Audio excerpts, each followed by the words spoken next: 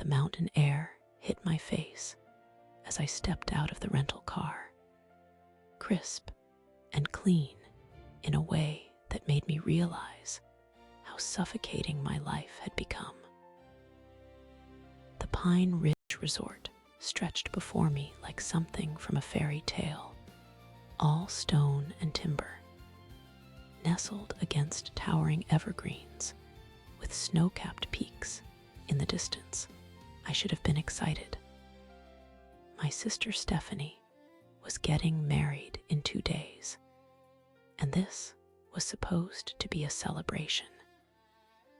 Instead, I felt hollow, like I was going through the motions of being the supportive older sister, while my own marriage crumbled in slow motion back home.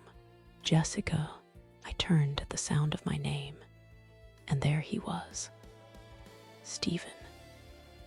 I'd only met him twice before, once at Christmas dinner, once at their engagement party. But seeing him now, framed by the golden afternoon light, something shifted in my chest. He was walking toward me with that easy confidence I remembered, but there was something different in his eyes, something that made my pulse quicken. "You made it," Stephen said, pulling me into a hug that lasted just a beat too long. His cologne, cedar, and something warm I couldn't name enveloped me. "Stephanie's been checking her phone every 5 minutes. Traffic was murder," I said, stepping back, but finding myself reluctant to break the contact entirely. "But this place, Stephen, it's incredible. Wait until you see the view from your room." His smile was genuine, but there was something else there, something that made heat rise in my cheeks.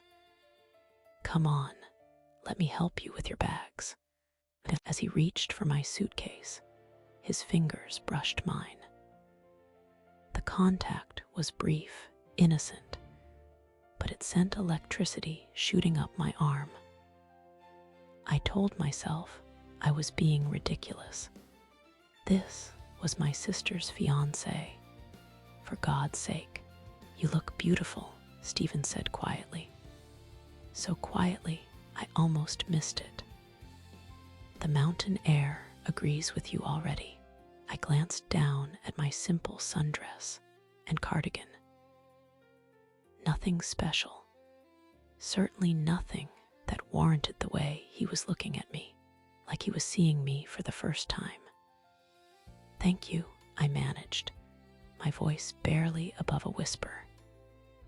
The lobby was all exposed beams and stone fireplaces, elegant without being pretentious. Stephen handled my check-in with the easy charm that had won over my entire family. But I found myself watching his hands as he gestured, the way his wedding ring caught the light. My own ring felt heavy on my finger. "Stephanie's getting her nails done with the bridesmaids," Stephen explained as we waited for the elevator. "She'll be back for dinner." 7 o'clock in the main dining room, the elevator arrived, and we stepped inside together.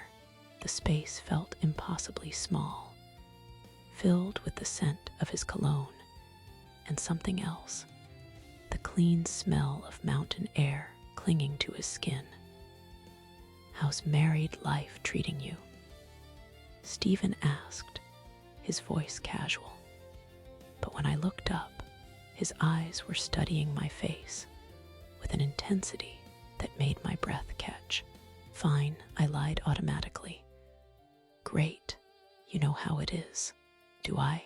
There was something in his tone that made me look at him sharply.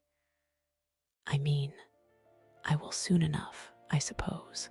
The elevator dinged, saving me from having to respond. My room was at the end of the hall, and Stephen insisted on carrying my bags all the way. As he slid the key card, his shoulder brushed against mine. "There," he said, pushing the door open. "What do you think?" I stepped inside and gasped. The room was stunning. King bed with crisp white linens, rustic furniture, and floor-to-ceiling windows that framed the mountains like a living painting. "Stephen, this is too much," I protested. "I could have stayed in a regular room." "Nonsense." He set my bags down and moved to the window, hands in his pockets. "Stephanie wanted her sister to have the best. Besides, you deserve to be spoiled a little." The way he said it, like he knew something about my life that I'd never told him, made my chest tight. "I should let you get settled," Stephen said, but he didn't move toward the door. Instead, he turned to face me, and the afternoon light streaming through the windows turned his eyes almost golden. "Jessica." "Yes." And for a moment, we just stood there, the air between us charged with something I didn't want to name.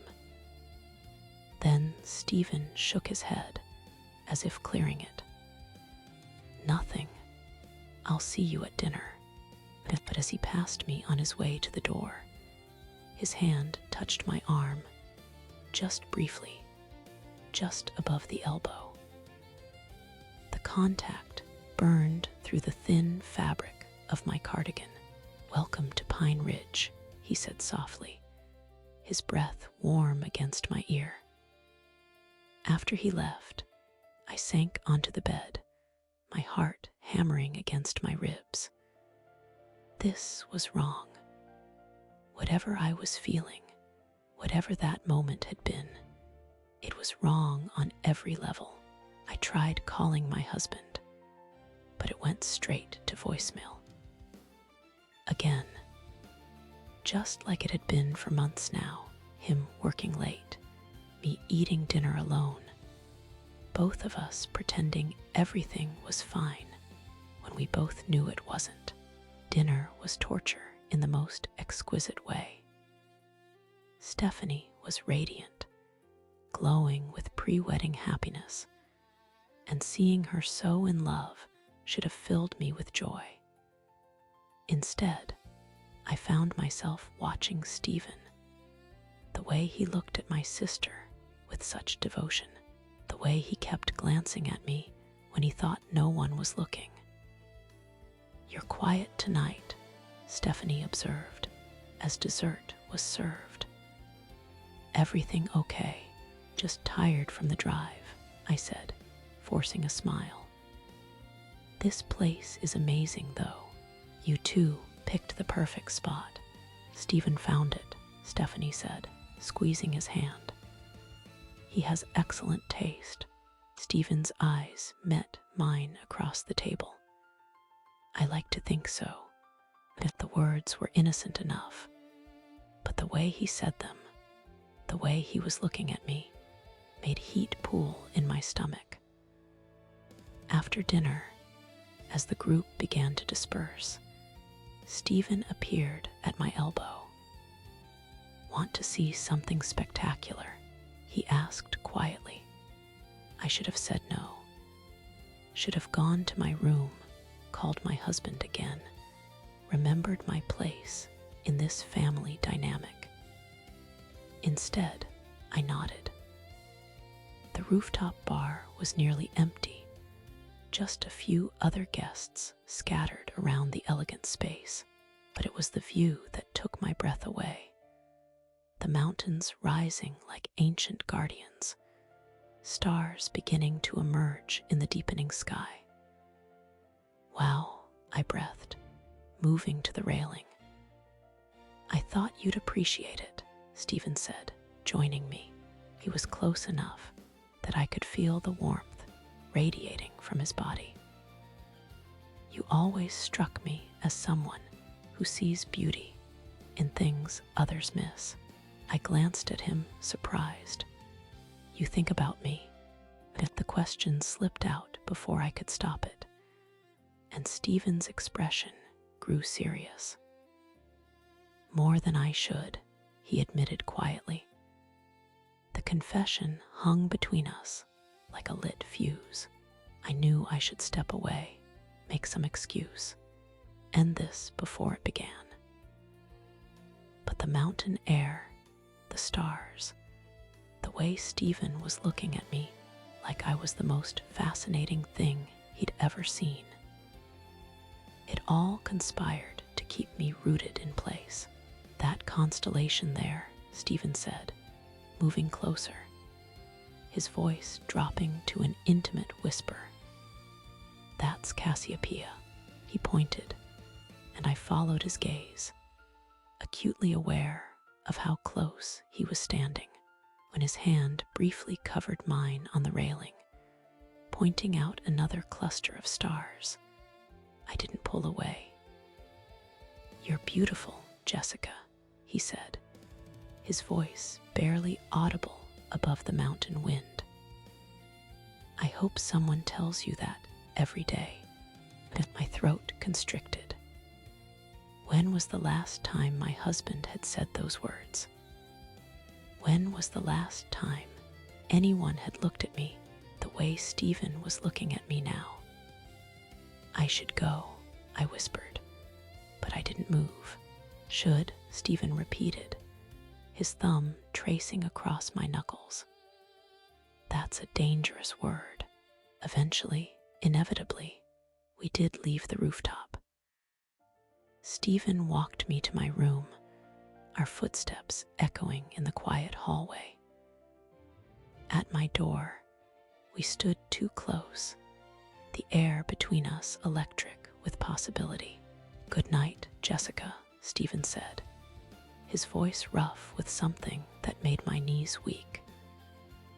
"Good night," I managed. He leaned in, and for one heart-stopping moment, I thought he might kiss me. Instead, his lips brushed my cheek, so softly I might have imagined it.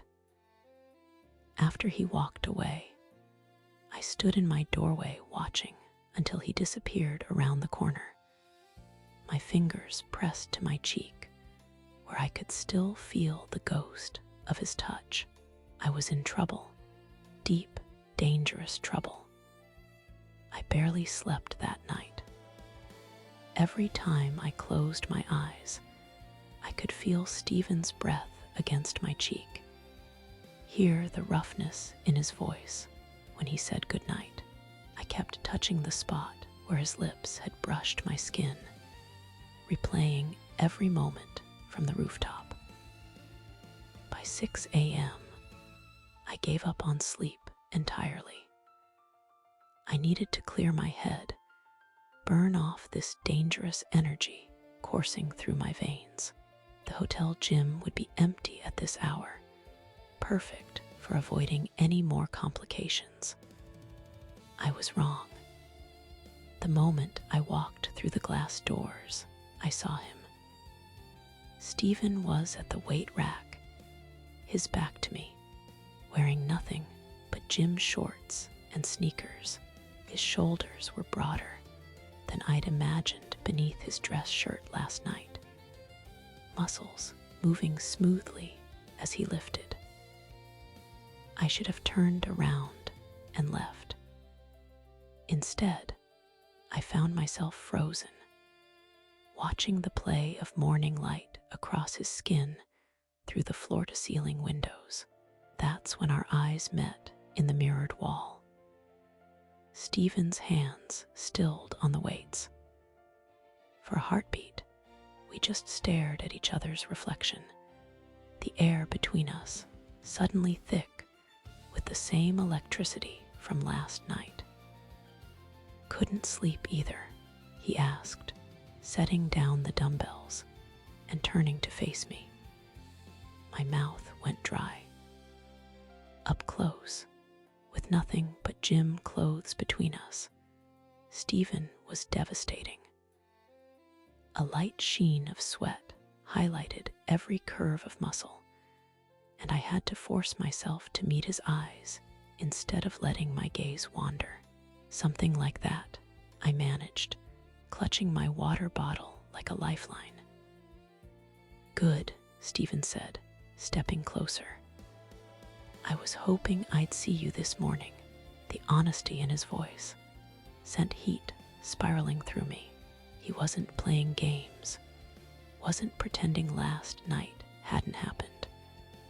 The directness was intoxicating. "Want a workout partner?" Stephen asked, his smile doing dangerous things to my pulse. I promise I'm an excellent spotter. I should have said no. Should have made some excuse about preferring to exercise alone. Instead, I heard myself saying, "I'd like that," for the next hour. Stephen guided me through a workout that had nothing to do with fitness and everything to do with torture. Sweet, exquisite torture. "Your form's a little off," he said when I was doing squats, moving behind me. His hands found my hips, adjusting my position with touches that burned through my leggings. Feel the difference. I felt everything, the warmth of his palms, the way his breath stirred my hair, how his chest brushed my back when he leaned in to murmur instructions. "Better?" Stephen asked, his voice rougher than it had been moments before. "Much," I whispered, not trusting my voice to stay steady. When we moved to the bench press, Stephen stood over me as I lifted, his body caging me in. Every rep brought him closer, until I could see the flecks of gold in his dark eyes, smell his clean masculine scent mixed with exertion. "You're stronger than you know, Jessica," he said, helping guide the bar back to its rest. His fingers lingered on mine longer than necessary. I can see it in your eyes, the way he looked at me, like he saw something precious, something worth fighting for, made my chest tight with longing. After we finished, I escaped to the pool area, hoping the cool morning air would clear my head. It didn't help that I'd chosen my most flattering swimsuit, a deep blue one-piece that hugged every curve. I'd barely settled onto a lounge chair when Stephen appeared with 2 coffee cups. "Thought you might need this," he said, handing me one before settling into the chair beside mine. He'd changed into swim trunks that hung low on his hips, and I had to force myself to focus on the coffee instead of the way water, droplets from his quick shower, still clung to his chest. "You're going to spoil me," I said, taking a grateful sip. "That's the idea," Stephen replied, his eyes crinkling with genuine warmth. We talked easily about everything and nothing. Travel, books, the absurdity of destination weddings. But underneath the casual conversation, tension hummed between us like a live wire. "That color looks incredible on you," Stephen said eventually, his gaze appreciating the way the swimsuit complemented my skin.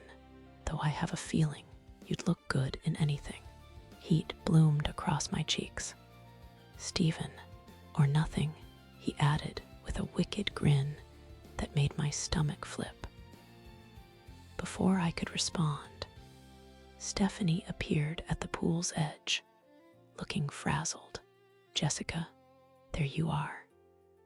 The florist is having a complete meltdown about the centerpieces, and Mom's threatening to elope to Vegas herself if one more thing goes wrong."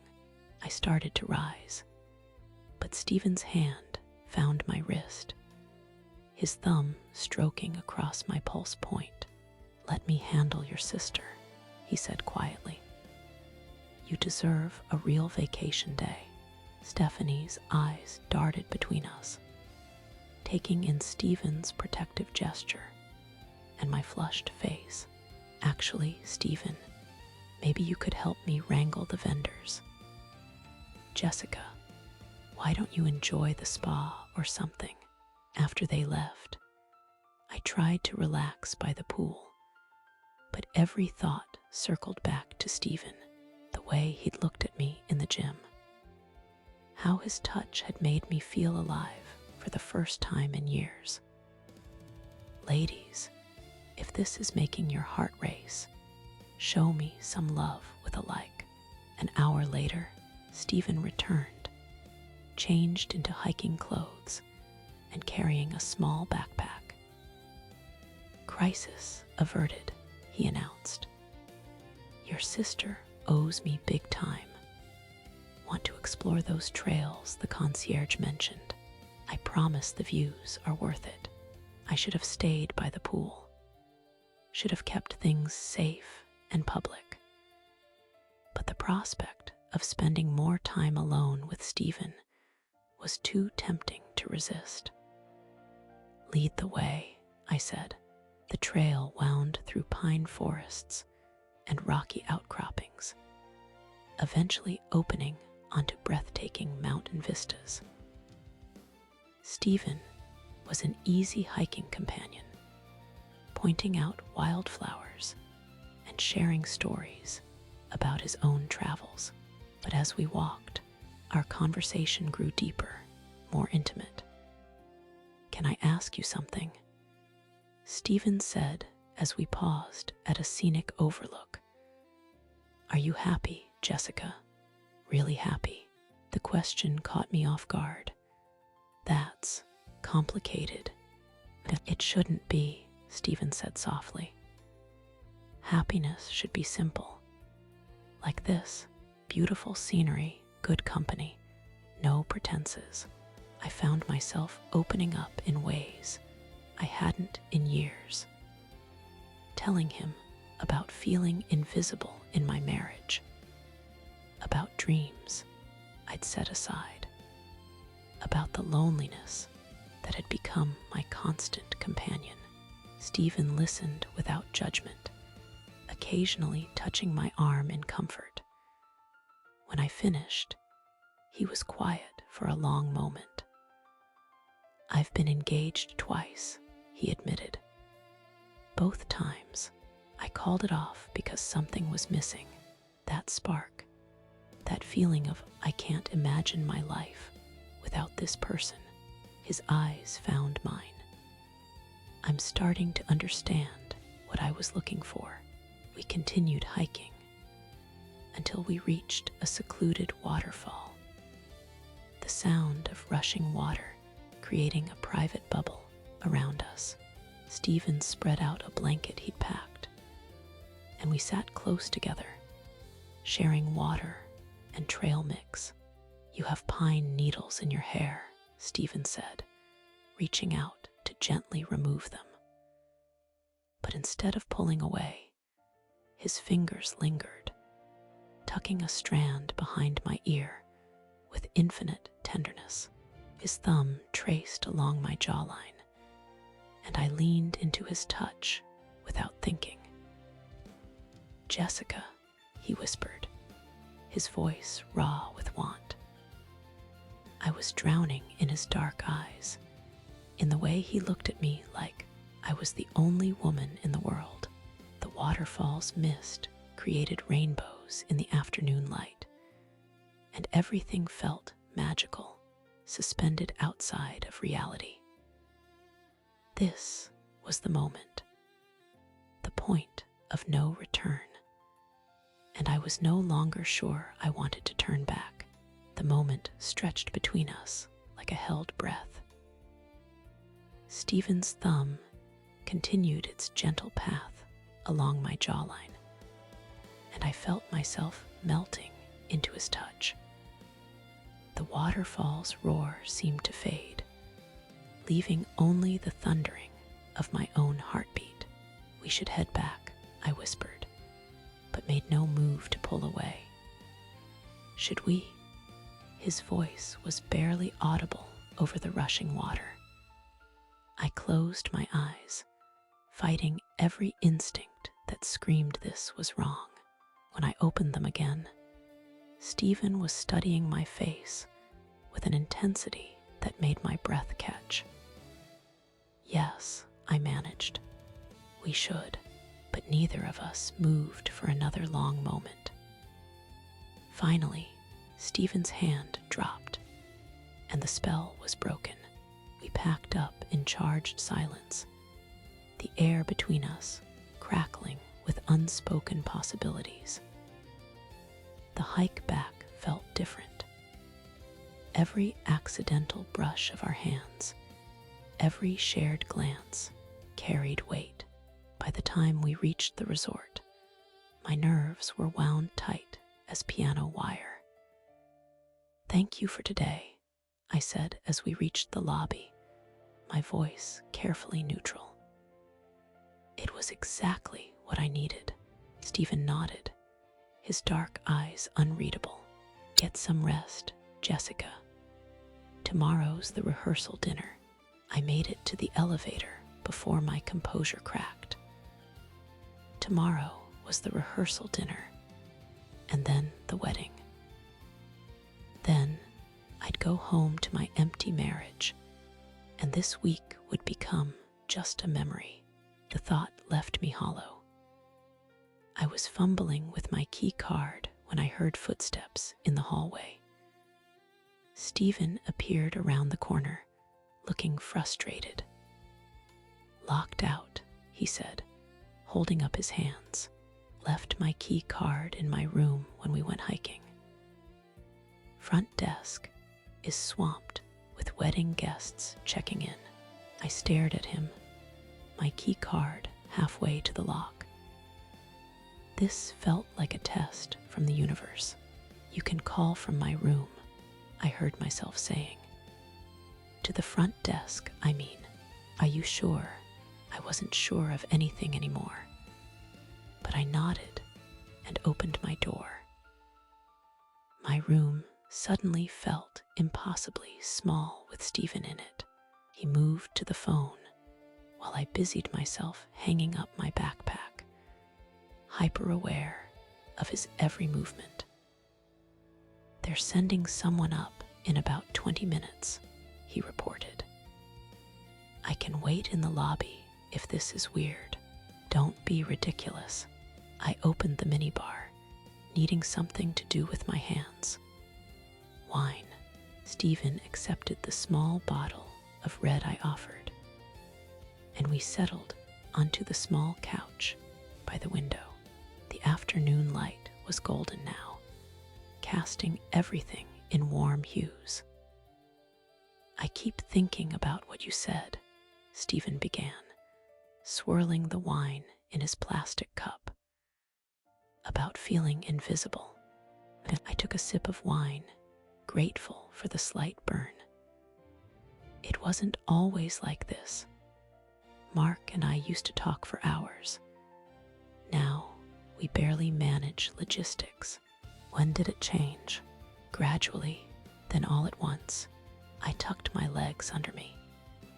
"We became roommates pretending to be married, going through the motions." Stephen was quiet for a moment. "I've been thinking about you constantly since yesterday," he admitted. "I know I shouldn't say that, but it's true." My pulse quickened. "Stephen, you want to know why I called off those engagements?" He set down his wine and turned to face me fully. "Because neither of those women made me feel the way you do. Like I'm fully awake for the first time in years." The air between us was electric.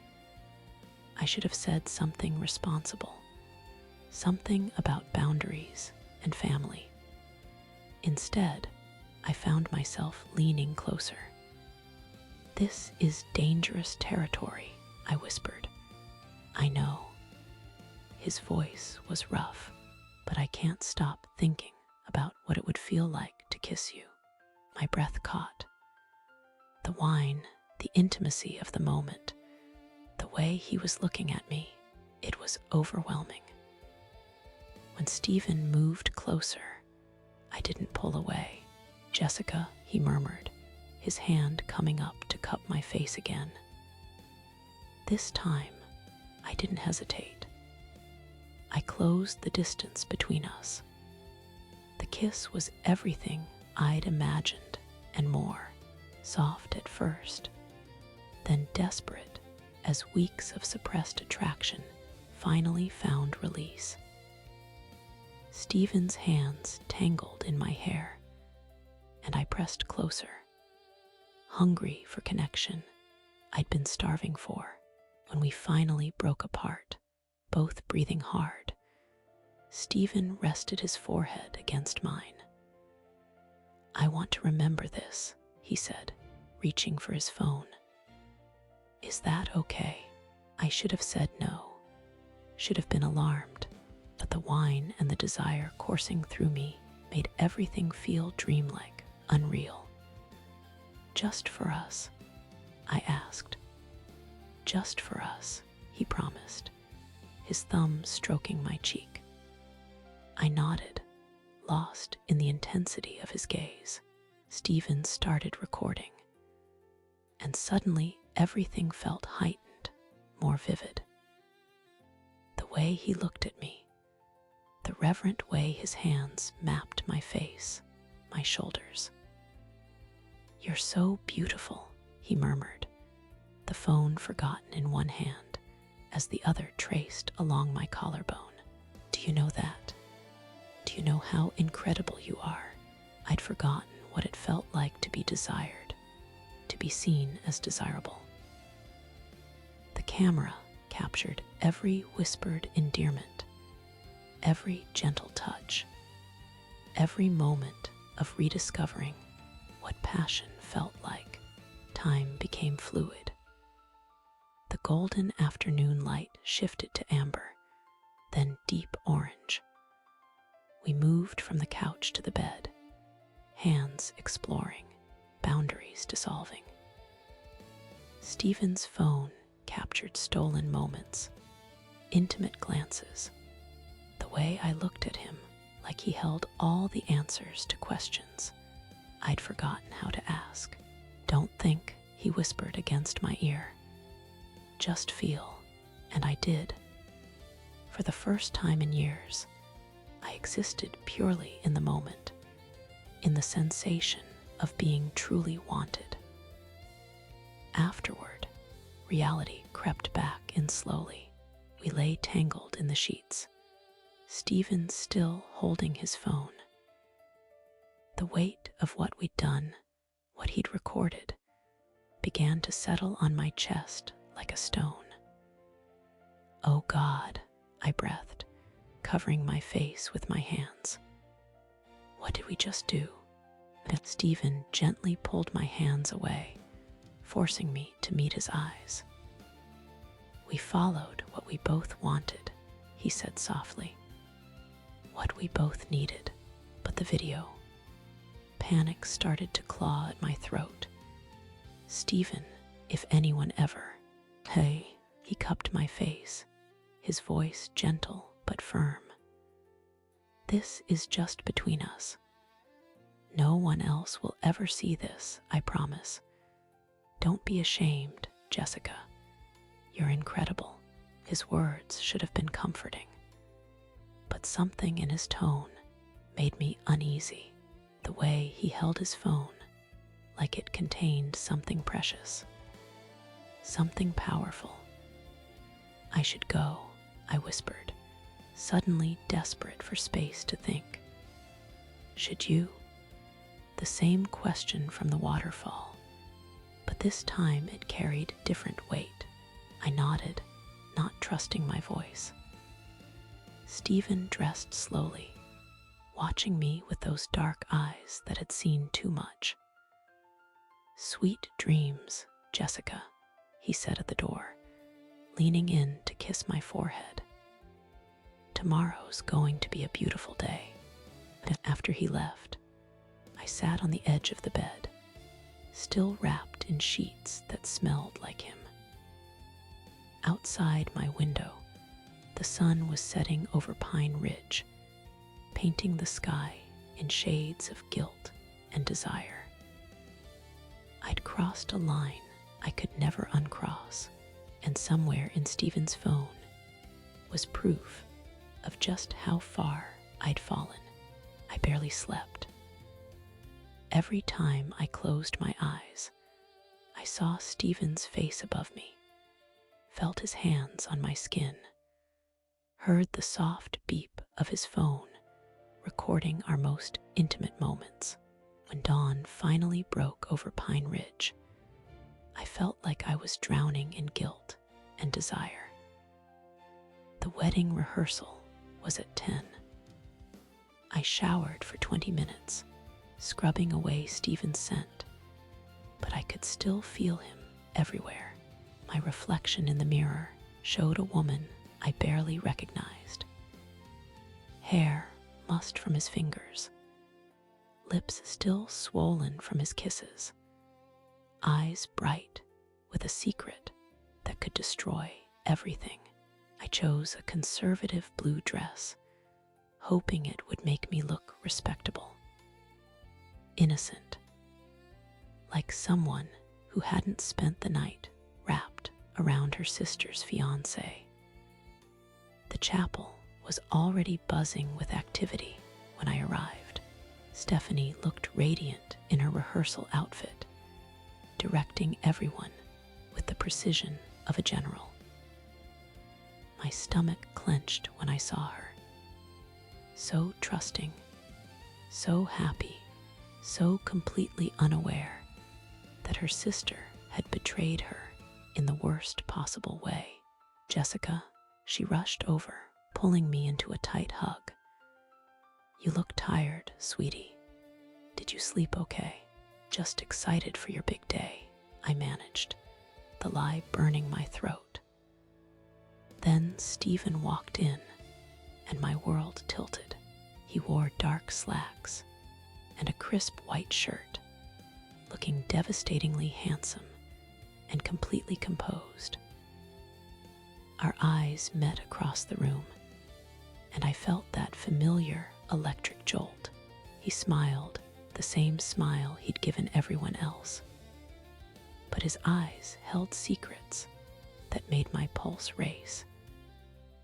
"There's my beautiful groom," Stephanie called out, practically glowing as Stephen approached. He kissed her cheek, his hand resting possessively on her waist, but his gaze found mine over her shoulder. The brief contact sent heat racing through my veins, despite my guilt. "Morning, Jessica," he said casually, as if he hadn't been inside me 12 hours ago. "You look lovely." "Thank you," I whispered, my voice barely audible. The rehearsal was torture. Stephen played his part perfectly. The devoted fiancé, the charming brother-in-law, the man everyone adored. He held Stephanie's hand during the ceremony run-through, whispered sweet things in her ear that made her laugh, acted like the picture of devotion. But I caught the moments when his mask slipped, the way his fingers lingered when he handed me the practice bouquet, the brush of his shoulder against mine when we posed for family photos, the heated look he gave me when no one was watching. During the photo session, Stephen maneuvered himself next to me for the family shots. His hand rested on my lower back, thumb tracing small circles that sent shivers down my spine. "Smile, Jessica," the photographer called out. "You look tense." Stephen's fingers pressed slightly deeper into my back. "Relax," he murmured so only I could hear. "You're beautiful when you smile." I forced a smile, but inside I was screaming. How could he be so calm? How could he touch Stephanie with the same hands that had explored every inch of my body? "Stephen is just perfect, isn't he?" Stephanie gushed to me during a break, watching him charm our elderly aunt. "I'm so lucky. He's everything I ever dreamed of in a husband."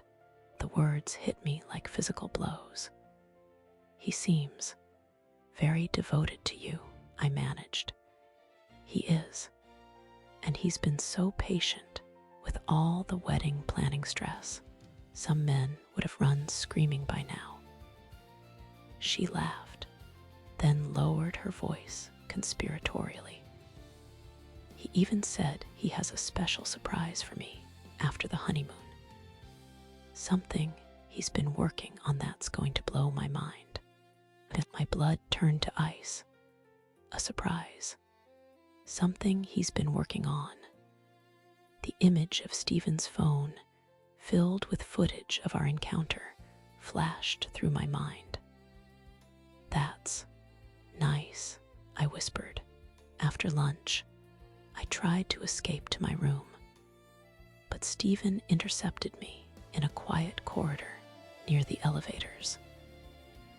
He moved with predatory grace, backing me against the wall before I could react. "Running away from me?" he asked softly, his body caging me in.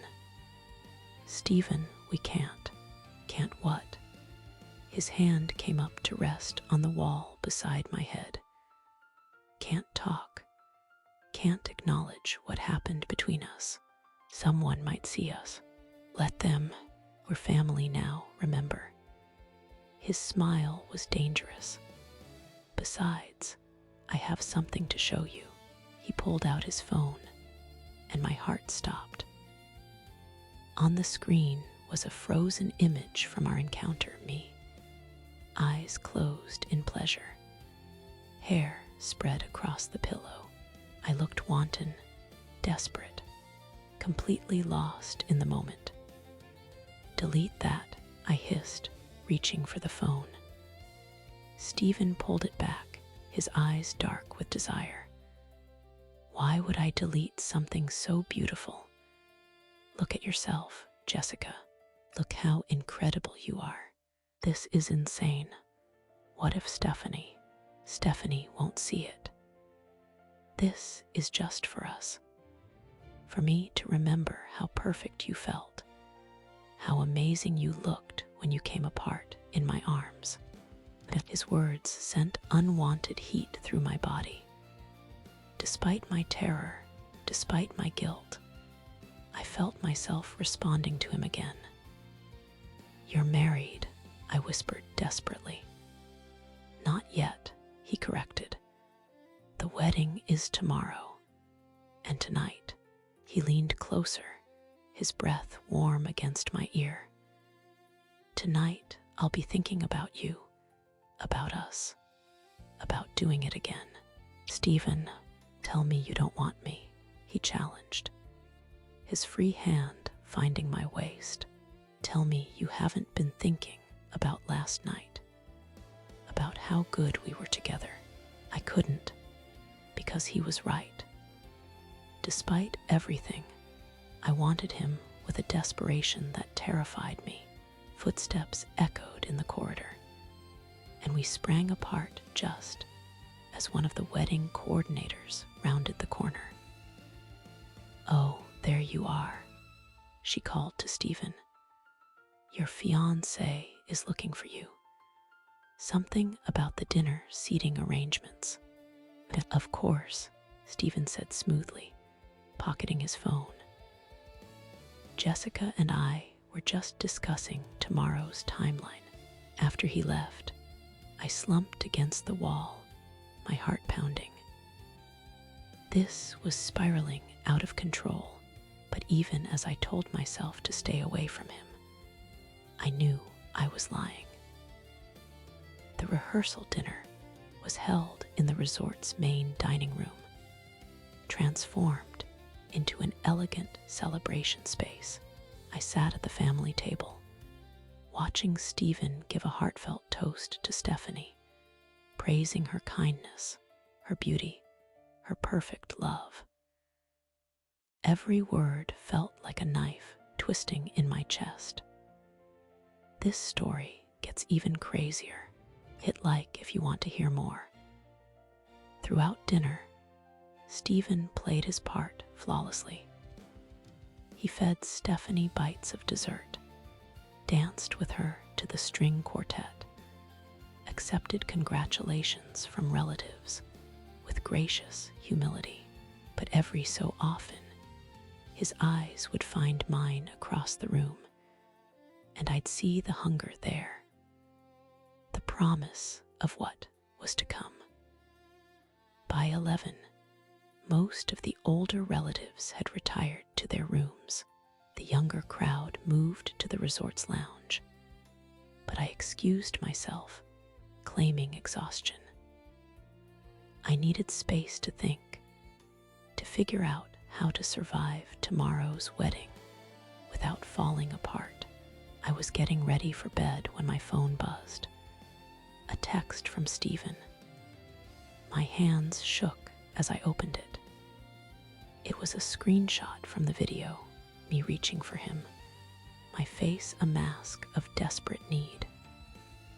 Below it, a single message: sweet dreams, beautiful. Tomorrow changes everything. I stared at the image, horrified and aroused in equal measure. In the photo, I looked like a woman possessed, completely consumed by desire. It was undeniably me, undeniably compromising, and undeniably in Stephen's possession. I typed and deleted a dozen responses. Threats, pleas, promises. Nothing seemed adequate. Finally, I sent back a single word: please.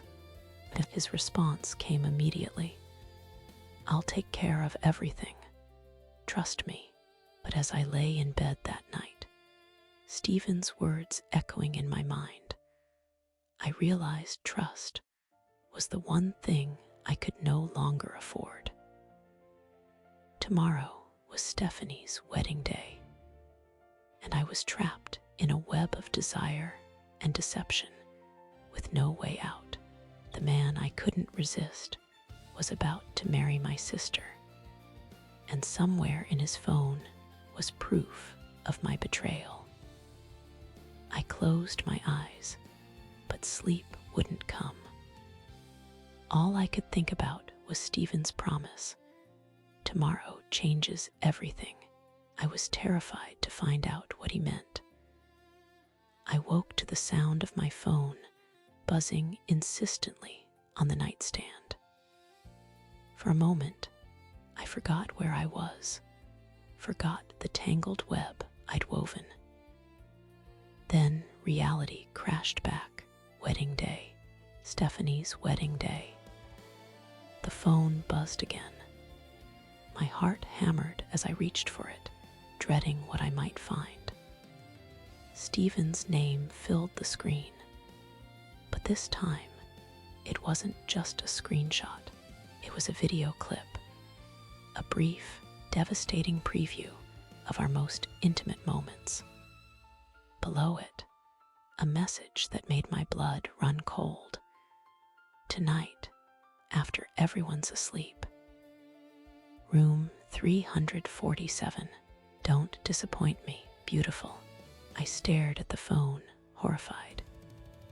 He had multiple recordings, multiple pieces of evidence. How many moments had he captured while I was lost in passion, trusting and vulnerable? My hands trembled as I scrolled up through our message history. There were more photos I didn't remember him taking, video clips from angles I hadn't noticed.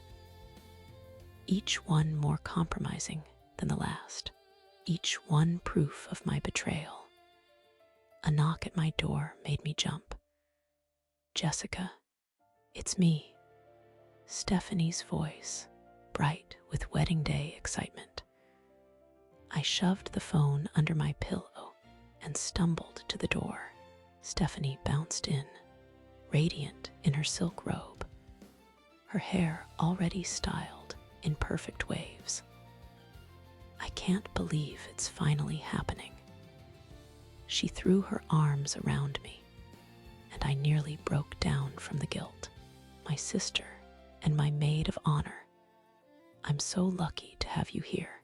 I forced a smile, fighting back tears. "You look beautiful already. The florist is running late, and my phone died. Can I borrow your charger?" She was already moving toward my nightstand. "I need to call and make sure the bouquets are ready." "Actually, let me." I started to intercept her, but she was faster. "Found it." She plugged in her phone, but it would take a few minutes to power up. "Mind if I use yours to call?" "I have the florist's number memorized." Panic shot through me. "Maybe we should wait for yours to charge." "Don't be silly.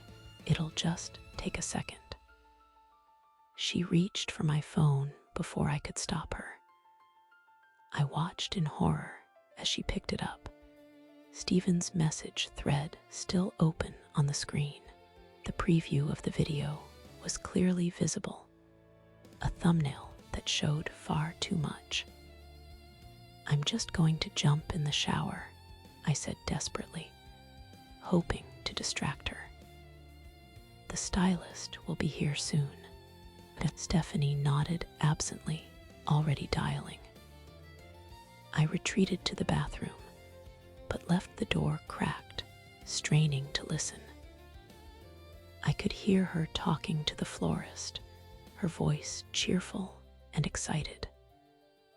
The water was scalding, but I barely felt it. All I could think about was that phone, those messages, the evidence of my betrayal sitting just feet away from the woman I'd betrayed. I tried to shower quickly, but my hands were shaking so badly I could barely hold the soap. Every sound from the bedroom made me freeze, listening for signs of discovery. Then I heard it, a sharp intake of breath, a small, strangled sound. The water suddenly felt ice cold against my skin. I turned off the shower and wrapped a towel around myself, my heart pounding so hard I could hear it in my ears. "Stephanie," I called out, though I already knew. Silence. I opened the bathroom door and stepped into the bedroom. Stephanie sat on the edge of my bed, my phone in her hands, her face completely white. Her wedding robe pooled around her like spilled silk, and her perfectly styled hair seemed incongruously beautiful against her devastated expression.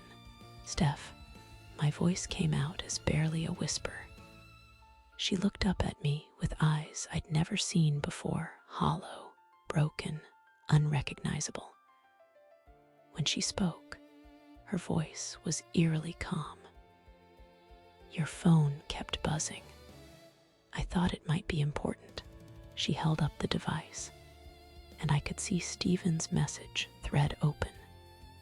Multiple videos and photos displayed in an endless scroll of evidence. I was curious about who was texting you so early on my wedding day. I stood frozen in the doorway, water dripping from my hair onto the carpet. There were no words, no explanations that could undo what she'd seen. "How long?" she asked, still in that terrible, calm voice. "Stephanie, I can explain." "How long, Jessica?" The calm cracked, revealing raw pain underneath. "Just just since we got here. Since Thursday. Thursday, she laughed. But it was a sound I'd never heard from her before, bitter, hollow, destroyed. My fiancé has been fucking my sister since Thursday. And I'm finding out on my wedding day. The crude words sounded wrong in her voice, but they hung in the air between us like a physical barrier. It wasn't supposed to happen, I whispered. I never meant. Look at these. She held up the phone, scrolling through Stephen's collection. Look at how many there are. This wasn't some moment of weakness, Jessica. This was systematic. I could see the videos from where I stood. Intimate moments I'd thought were private, passionate encounters I'd believed were just between Stephen and me. Seeing them through Stephanie's eyes, I realized how calculated it all looked, how planned. He recorded everything, she continued, her voice growing stronger, harder. Every kiss, every touch, every time you betrayed me. And you let him. I didn't know. You didn't know he was recording, or you didn't know you were destroying your sister's life. She stood up, my phone still clutched in her hand. Because from where I'm sitting, it looks like you knew exactly what you were doing. The tears were streaming down her face now, but her voice remained steady. It was worse than if she'd screamed at me. The man I'm supposed to marry in 4 hours has a phone full of videos of my sister, my maid of honor, the person I trusted most in the world. She wiped her eyes with the back of her hand, smearing her perfectly applied makeup. How am I supposed to walk down that aisle? How am I supposed to look at either of you ever again? I took a step toward her, but she held up her hand. Don't. Just don't. She set my phone on the dresser, her movements careful and precise. I need to think. I need to figure out what to do with a church full of people waiting for a wedding that can't happen. Stephanie, please, get dressed, she said quietly. And get out of my sight. She walked to the door, then paused with her hand on the handle. When she turned back, her expression was completely blank. You know what the worst part is? I was going to ask you to be godmother to our children. I was going to make you the most important person in our family, after Stephen. Her laugh was hollow. I guess you already beat me to that. The door closed behind her with a soft click, leaving me alone with my guilt and the evidence of my betrayal. Through the window, I could see wedding guests beginning to gather on the grounds below, all of them expecting a celebration. Instead, they were about to witness the destruction of everything we'd all believed in. I sat on the edge of my bed, staring at the phone Stephanie had left on my dresser like it was a bomb waiting to explode. The screen was dark now, but I could still see those images burned into my memory, Stephen's hands on my body, my face lost in passion. Moments that should have been private now weaponized against everything I'd ever loved. The sound of shouting from down the hall made my blood freeze. Stephanie's voice, high and furious, cutting through the morning air like a blade. How could you do this to me? I threw on the first clothes I could find, yesterday's jeans and a wrinkled blouse, and ran toward the noise. Stephen's door was wide open, and I could see them both inside, facing off like gladiators in an arena. Stephanie stood in the center of the room, still wearing her silk wedding robe, her hair half pinned for the ceremony that was supposed to happen in 2 hours. She held my phone in her trembling hand, and as I reached the doorway, she hurled it at Stephen's chest with all the force she could muster. "Look at it," she screamed. "Look at what you've done." Stephen caught the phone, his face a mask of careful composure that I was beginning to recognize as his default when cornered. He was already dressed in his wedding suit pants and a crisp white shirt, looking every inch the groom, except for the guilt written in the tight lines around his eyes.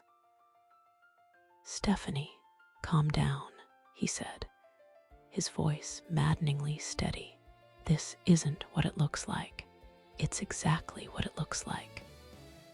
She spun toward me as I stepped into the room, her eyes blazing with a fury I'd never seen before.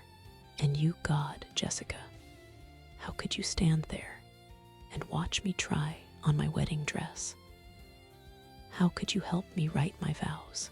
The memory of that moment hit me like a physical blow 2 days ago, sitting cross-legged on her hotel room floor, helping her find the perfect words to express her love for Stephen, while I carried the taste of his kiss on my lips. "Stephanie, please listen to me," I started, but she cut me off with a sharp gesture. "No, I'm done listening. I'm done being the naive little sister who trusts everyone." She turned back to Stephen, and I watched years of love and faith crumble in real time across her face. "You recorded her, Stephen. You recorded my sister like she was some kind of conquest." Stephen ran his hand through his perfectly styled hair, finally showing a crack in his composure. "It was just in the moment. People do stupid things when they're caught up in. When they're caught up in what?" Stephanie's voice dropped to a dangerous whisper. "In betraying the woman they're supposed to marry. In seducing her sister." "She seduced me," Stephen said, and the words hit the room like a slap. I felt the blood drain from my face. "Stephen, no, she did," he continued, gaining confidence as he found his angle of attack. "She came to my room, Stephanie. She was the one who initiated everything. Her marriage is falling apart, and she was looking for someone to make her feel wanted again." The truth in his words made them cut deeper than any lie could have. Yes, my marriage was empty. Yes, I had felt invisible and unwanted for months. But that didn't excuse what I'd done. Stephanie looked between us, and I watched something die in her eyes. "I don't care who started it," she said quietly. "I don't care about the details or the excuses. You both destroyed everything I believed in." "The wedding is in 2 hours, Stephen said, checking his watch with an almost casual gesture that made my skin crawl. "We have 200 guests, a paid venue, a $10,000 photographer. I don't care if we have the Queen of England waiting in the chapel," Stephanie snapped. "This wedding is not happening." And for the first time since I'd known him, Stephen looked genuinely panicked. "Stephanie, think about this rationally. We can work through this. Couples face challenges all the time. Challenges." Her laugh was hollow and broken. "Stephen, you have videos of yourself fucking my sister on your phone. That's not a challenge. That's a deal breaker." The crude word sounded wrong coming from Stephanie's lips, but it perfectly captured the ugly reality of what Stephen had reduced our moment of connection to. Subscribe for more dramatic confessions like this one. I found my voice, though it came out as barely a whisper. I never meant for this to happen. My marriage with David has been dead for years, but that's no excuse. I was selfish and stupid, and I destroyed the most important relationship in my life for a few moments of feeling alive again. Alive, Stephanie whirled on me. You felt alive betraying me. You felt alive sneaking around behind my back while I planned my future. That's not what I meant. It's exactly what you meant. Tears were streaming down her face now, ruining the careful makeup job that had taken an hour to perfect. Do you know what I was doing while you two were making your little movies? I was downstairs getting a manicure and talking about how lucky I was to have such a wonderful sister and such a perfect fiancé. Stephen stepped forward, reaching for her arm. "Stephanie, let's just take a breath. Don't touch me." She jerked away from him so violently she nearly stumbled. "Don't you dare touch me ever again." The finality in her voice seemed to shake Stephen's last grip on control. "You're being dramatic," he said, and I could hear the desperation creeping in. This was one mistake, one moment of weakness, multiple moments, I said quietly, and both of them turned to stare at me. "It wasn't just once, Stephen. You know it wasn't." The admission hung in the air like poison gas. Stephanie's face went white, and Stephen's jaw clenched with what looked like fury. "How many times?" Stephanie asked, her voice barely audible. "It doesn't matter," Stephen said quickly. "What matters is 3 times," I said, meeting my sister's eyes, even though it felt like stepping in front of a firing squad. 3 different times, and he recorded at least 2 of them. Stephanie sank down onto Stephen's bed, her legs seeming to give out beneath her. For a moment, the only sound in the room was her ragged breathing. "Get out," she finally said, not looking at either of us. "Stephanie," Stephen started. "Get out." The scream tore from her throat with such force that I actually stepped backward. "Both of you, get out of my sight before I do something I'll regret." Stephen grabbed my arm, trying to pull me toward the door, but I shook him off. This was the moment I realized what he really was. Not the charming, romantic figure I'd built up in my mind, but someone who would record intimate moments without permission, who would throw me under the bus the moment it served his purposes, who would try to manipulate his way out of consequences, even as his fiancée fell apart in front of him. "Stephanie," I said, my voice breaking, "I know you'll never forgive me.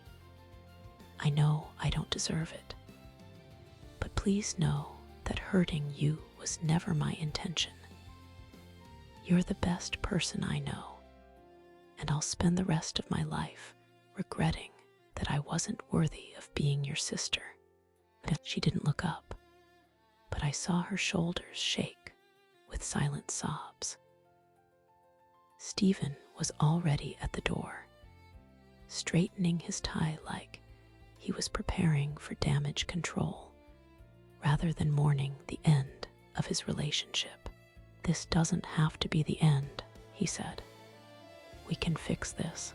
But I could see in Stephanie's posture, in the way she held herself like someone who'd been struck by lightning, that some things couldn't be fixed.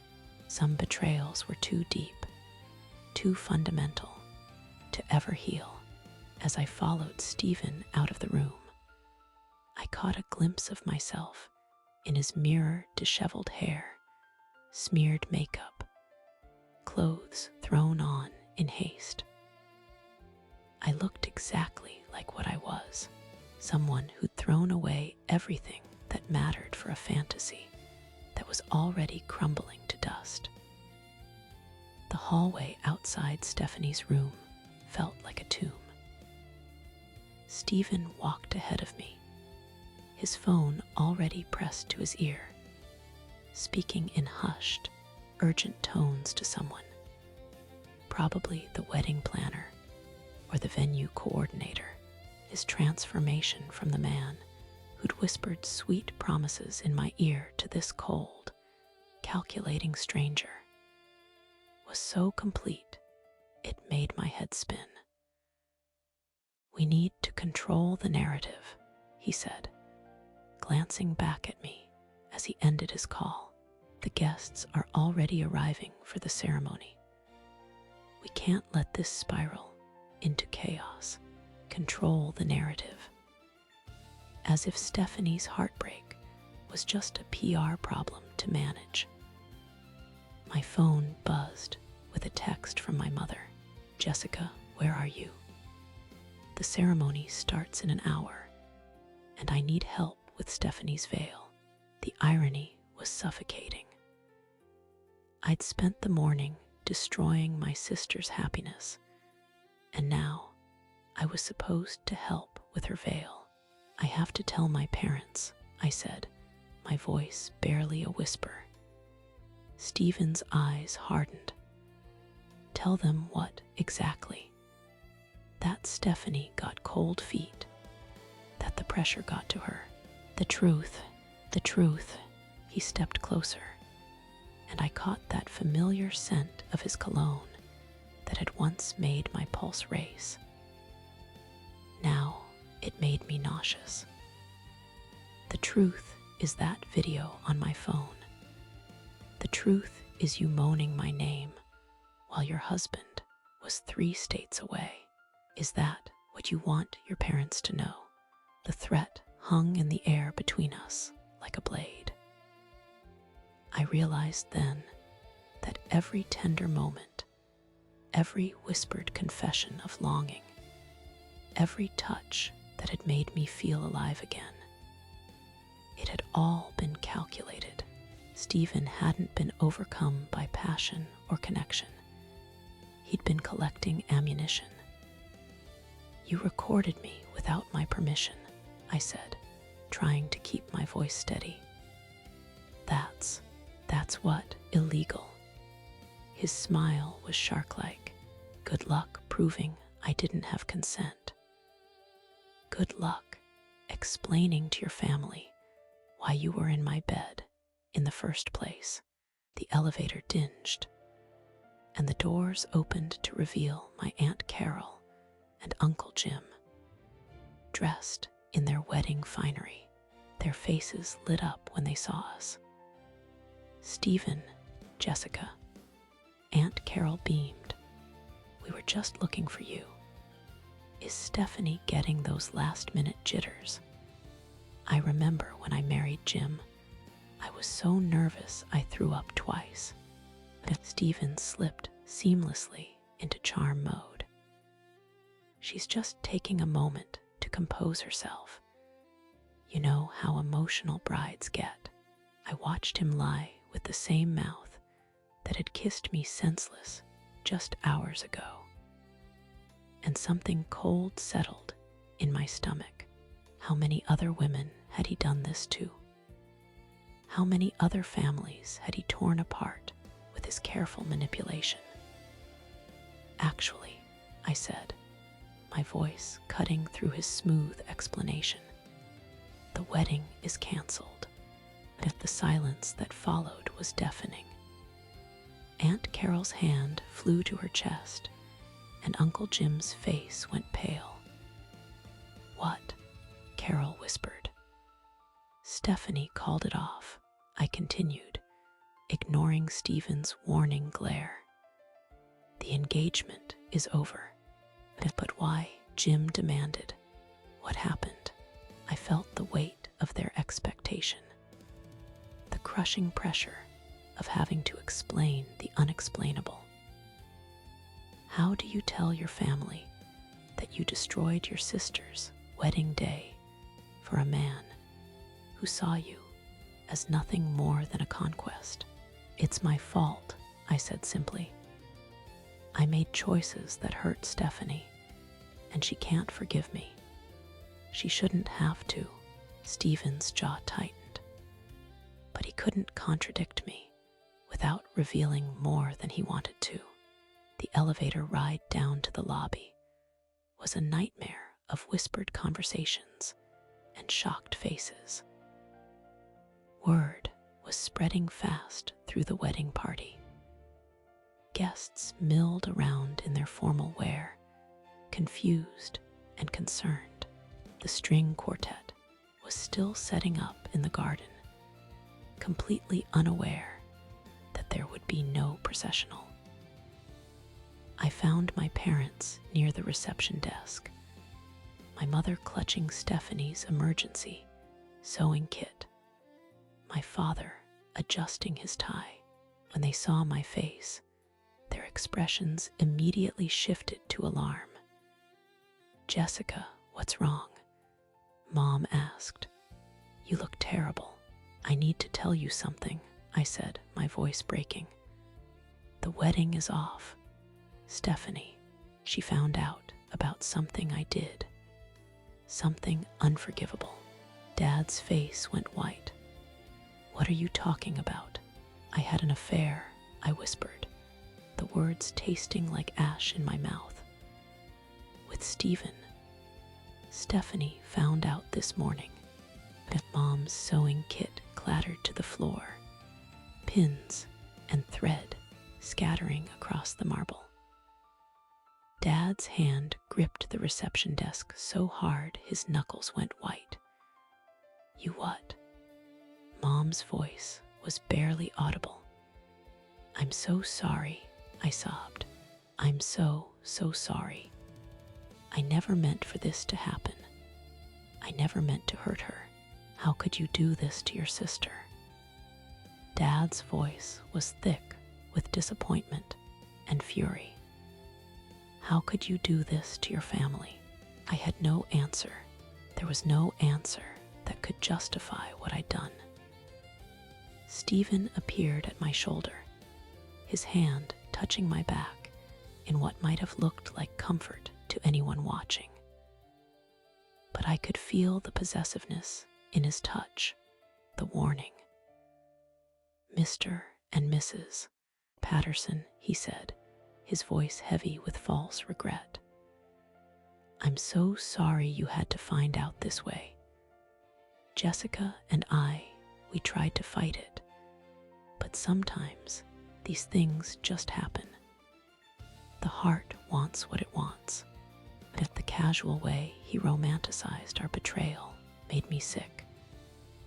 This wasn't a love story. It was a predator who'd seen a wounded woman and decided to take advantage. Don't, I said, shrugging away from his touch. Don't make this sound like some grand romance. You used me. You saw that I was vulnerable and lonely, and you used me to hurt Stephanie. His mask slipped for just a moment, and I saw the cold calculation underneath. That's not how I remember it, Jessica. I remember you being very enthusiastic about our time together. The implication was clear. He still had that video. He could still destroy me completely if I didn't play along with his version of events. My phone rang, and my heart stopped when I saw the caller ID, my husband's name.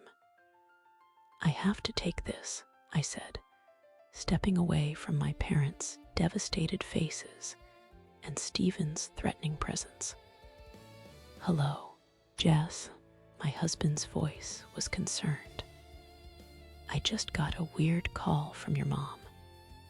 She was crying and saying something about the wedding being canceled."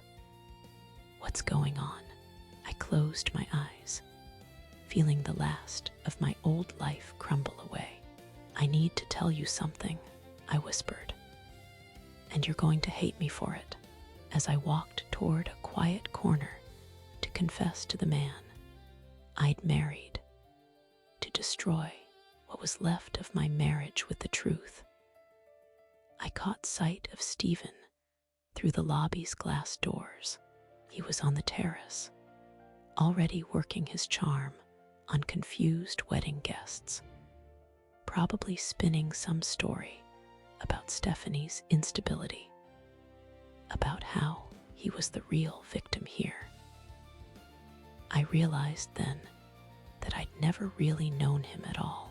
The man I'd fallen for was a mirage, carefully constructed to exploit exactly the kind of loneliness and dissatisfaction I'd been carrying. He was a predator who specialized in unhappy wives, and I'd been the perfect mark. The worst part was that somewhere in this hotel, my sister was probably still crying, still trying to process how the person she'd trusted most in the world had betrayed her so completely. And there was nothing I could do to take it back. The phone call with my husband lasted exactly 17 minutes. 17 minutes to dismantle a marriage, to watch 12 years crumble into dust and disappointment. He'd listened in silence as I confessed everything. The attraction, the 3 encounters, the videos Stephen had taken. When I finished, there was nothing but the sound of his breathing on the other end. "I don't know who you are anymore," he'd said finally, his voice hollow. "Don't come home tonight. I need time to think." The line went dead, leaving me standing alone in the hotel lobby with nothing but the weight of what I'd destroyed. My parents had retreated to their room, too shocked and hurt to look at me.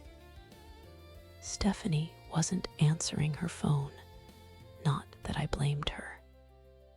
I walked mechanically to my car, my hands shaking as I fumbled with the keys.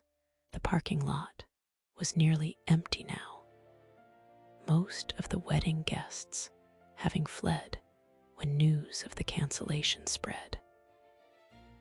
I sat behind the wheel, staring at the hotel's facade, feeling completely hollow. That's when I saw Stephen through the glass doors of the lobby. He was at the reception desk, probably checking out early, probably planning to disappear before anyone could ask too many questions. The sight of him, so calm, so unaffected by the destruction he'd caused, ignited something fierce inside my chest. I'd been his victim, his conquest. But I didn't have to stay that way.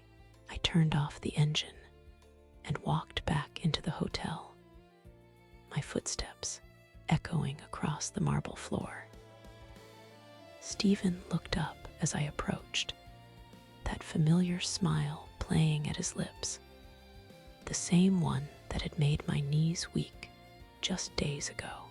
Now it made my stomach turn. "Jessica," he said smoothly, sliding his key card across the counter to the desk clerk. "I was hoping I'd see you before I left." "We need to talk," I said, my voice steadier than I felt. Privately, he glanced around the lobby, noting the few remaining guests who were pretending not to stare at us. My room's already been cleaned out, but we could grab coffee somewhere. Your room now. Something in my tone made his eyebrows rise, but he nodded to the clerk and led me toward the elevators. We rode up in silence, the tension between us completely different now. Not the electric attraction that had consumed me for days, but something darker, more dangerous. His room was mostly packed, suitcase open on the bed, dress shirts folded neatly inside. The sight of his belongings, arranged so methodically, while my life lay in ruins, made my anger burn brighter. You're leaving, I said, closing the door behind me. There's nothing left for me here. Stephen loosened his tie, that casual gesture that used to make my pulse race. The wedding's off, obviously. No point in staying. Just like that, you destroy my sister's life, my marriage, my entire family, and you just leave. He turned to face me fully, and for the first time, I saw something cold flicker behind his eyes.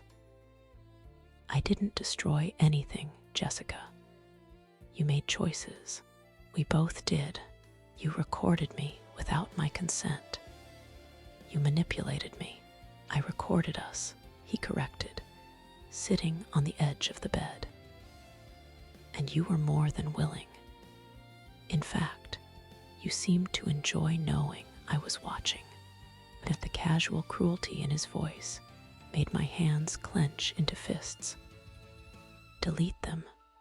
All of them. Right now. Stephen laughed. Actually laughed. I'm afraid it's not that simple anymore. What do you mean? He pulled out his phone, swiping through it with deliberate slowness. Cloud storage is a wonderful thing, isn't it?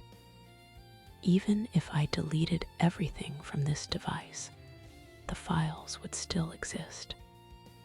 Insurance, you might say. My blood ran cold. Insurance against what? Against you or Stephanie trying to paint me as the villain in all this. He stood up, moving closer to me. Look, Jessica, what we had was incredible. The chemistry, the passion, that was real. It doesn't have to end just because Stephanie overreacted. I stared at him in disbelief.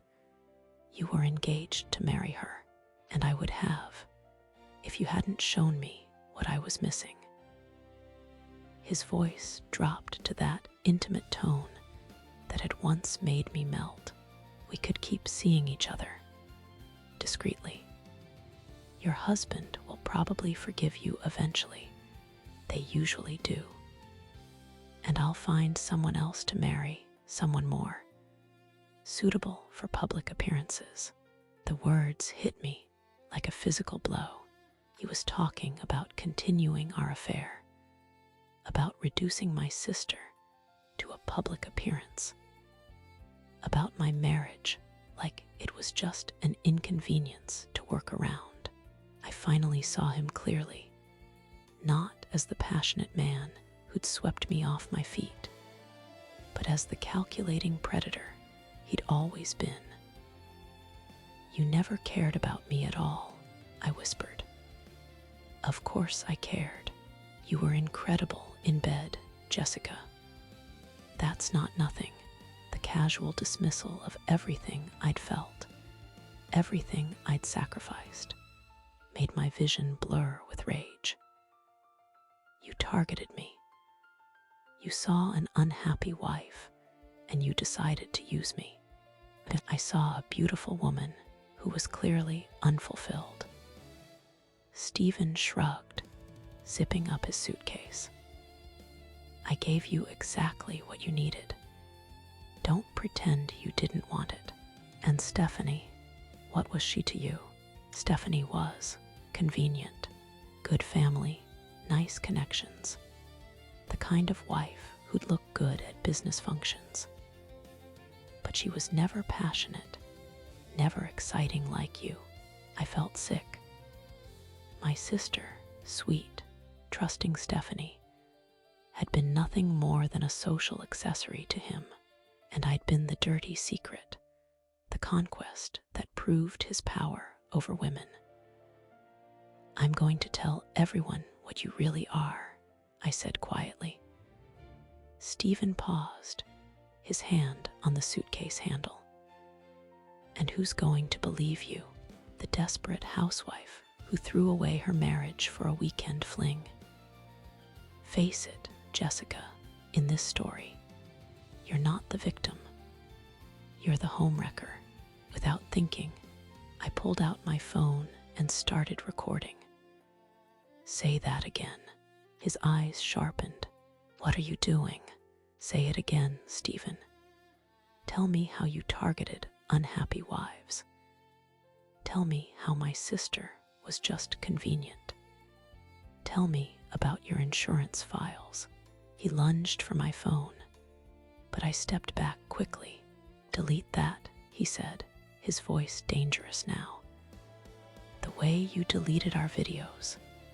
I don't think so. I kept the phone recording, pointed directly at him.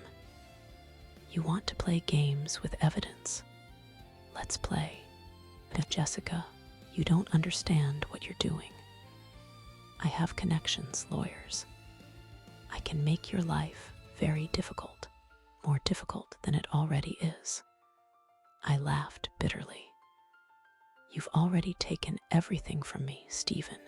My marriage, my family, my sister's trust. What else is there? Share this video with someone who needs to hear this story. Because sometimes we need to see how predators really operate, how they choose their victims and justify their cruelty. The recording was still running as Stephen's mask finally slipped completely. You think you're so smart, but you're just a pathetic, middle-aged woman who was grateful for any attention. You threw away everything for a few nights of decent sex. That's on you, not me. There it was, his true nature, captured in digital clarity. Not the charming man who'd made me feel alive again, but a manipulative predator who specialized in exploiting vulnerable women. I'm going to fight for my sister's forgiveness, I said, stopping the recording and backing toward the door. And I'm going to make sure everyone knows exactly what you are. Stephen's laugh was cold. Good luck with that. But remember, Jessica, I still have those videos.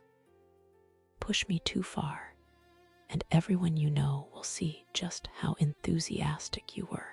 I met his eyes one last time, seeing clearly now what I'd been too blinded by attraction to notice before.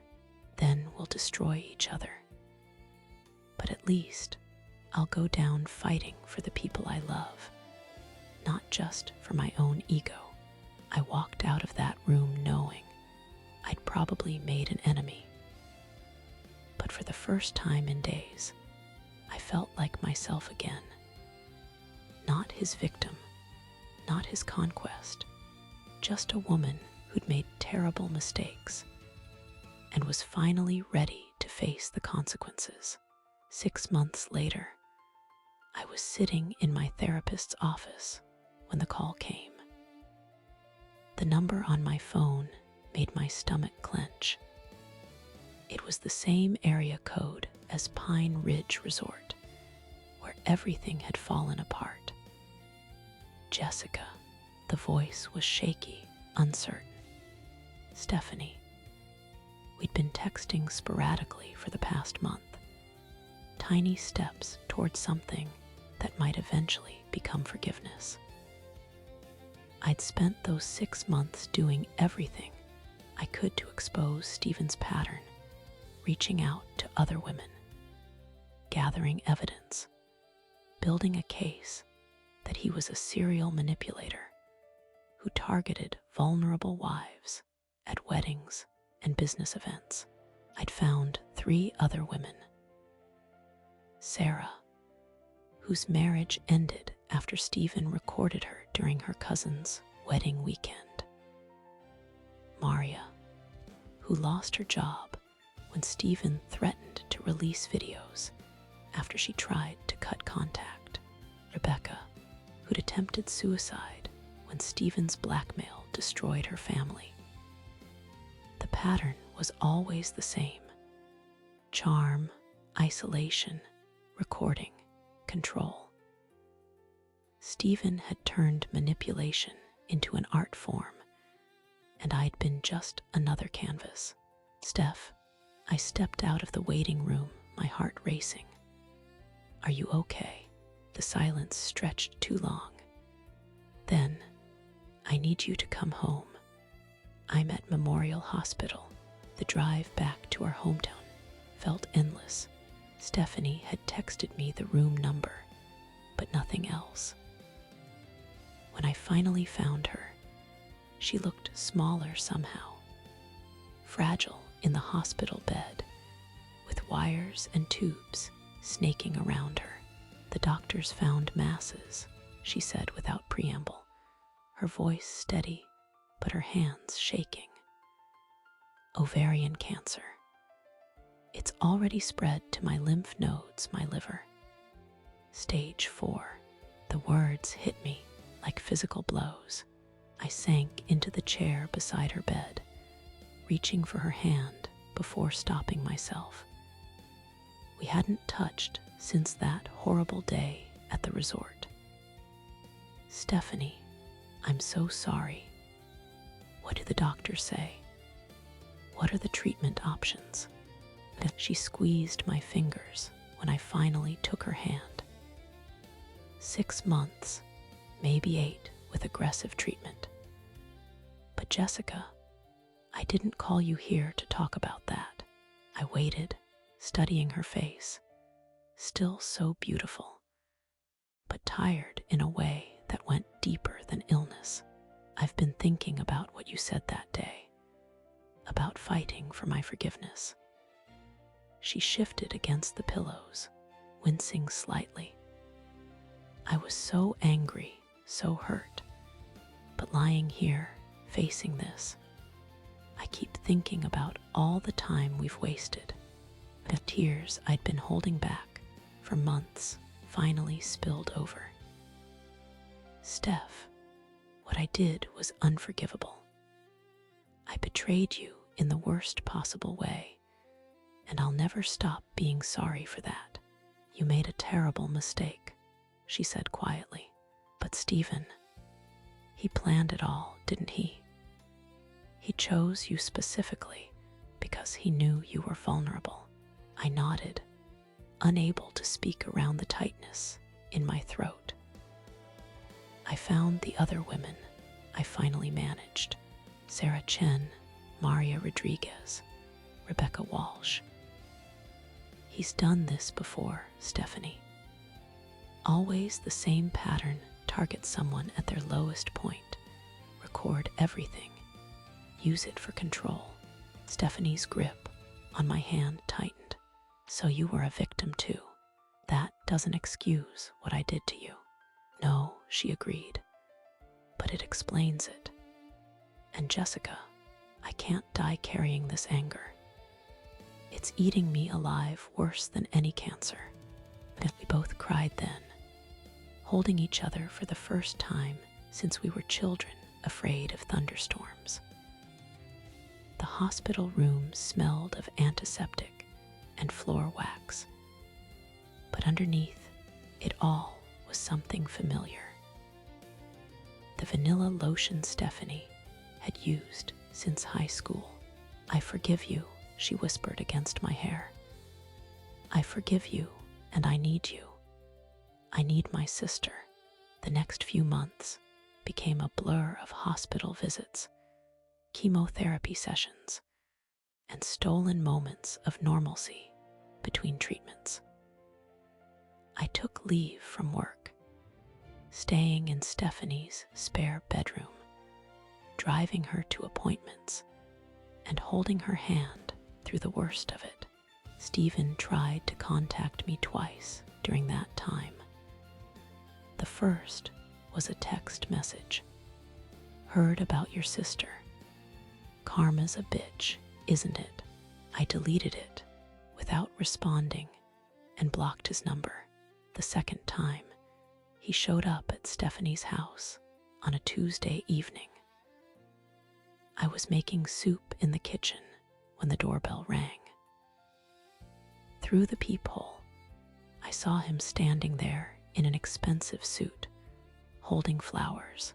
I opened the door just wide enough to speak. Get off this property. Jessica, I heard about Stephanie. I wanted to. You wanted to what? Gloat. See if her dying sister might be vulnerable enough for another round. His mask slipped for just a moment, revealing that familiar cold calculation. I brought flowers, I thought. Stephen, listen very carefully. My voice was steady, calm. If you ever contact me or my family again, I will release every recording I have of you admitting to your pattern of abuse. Sarah, Maria, and Rebecca are all willing to testify. You'll lose your business, your reputation, everything. He dropped the flowers on the porch. You can't prove anything. Try me. I closed the door and locked it, then watched through the window as he drove away. Stephanie was napping upstairs, too weak from treatment to have heard the confrontation. As autumn turned to winter, Stephanie grew weaker, but somehow more radiant. We talked about everything, our childhood, our dreams, our regrets. She told me about the life she'd planned with Stephen, how she'd wanted children, but had been putting it off for his career. I'm glad I found out who he really was, she said one afternoon as we sat in her garden, wrapped in blankets despite the December cold. Can you imagine if I'd married him? If I'd had his children? I thought about the videos still stored somewhere in Stephen's cloud accounts, about the other women whose lives he'd destroyed. He would have gotten bored eventually, found someone new to manipulate. Probably Stephanie's voice was getting weaker, but her eyes were still bright. Jessica, promise me something, anything. Don't let what happened with Stephen define the rest of your life. You're not his victim anymore. You're my sister, and you're stronger than he ever was. Stephanie died on a Thursday morning in February, with me holding one hand and our mother holding the other. Her last words were thank you for coming home.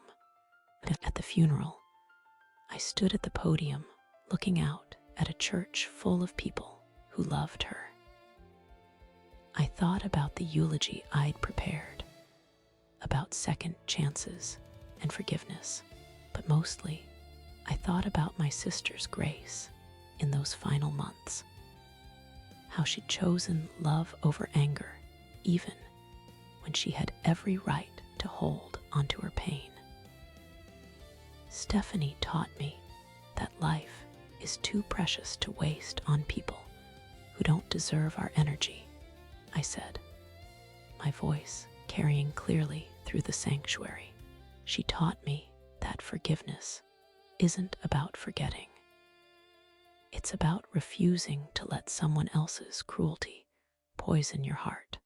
I caught sight of Stephen in the back row, uninvited but present anyway.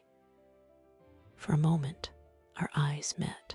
I felt nothing, no attraction, no anger, no fear. Just emptiness where he used to have power. My sister forgave me when I didn't deserve it. I continued, turning back to the congregation. She showed me that real love isn't about perfect people making perfect choices.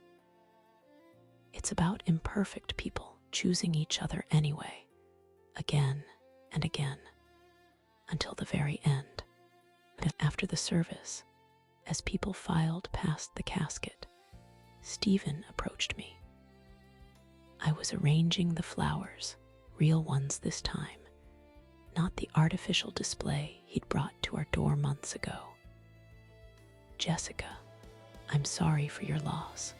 I looked at him, really looked, and saw what I'd been too blinded by attraction to notice before. The calculation behind his sympathy, the way he positioned himself for maximum effect, the practiced grief that didn't reach his eyes. Thank you for coming, I said politely, then turned back to the flowers. He lingered for a moment, perhaps expecting more. When I didn't give him anything else, no anger, no tears, no reaction at all, he finally walked away. That night, I deleted every photo, every message, every trace of Stephen from my phone. I kept only the recording I'd made in his hotel room, not as a weapon, but as a reminder of who I never wanted to become again. Stephanie's death had taught me something Stephen never could. That real intimacy isn't about possession or control or captured moments. It's about showing up, staying present, and choosing love even when it's hard. Especially when it's hard.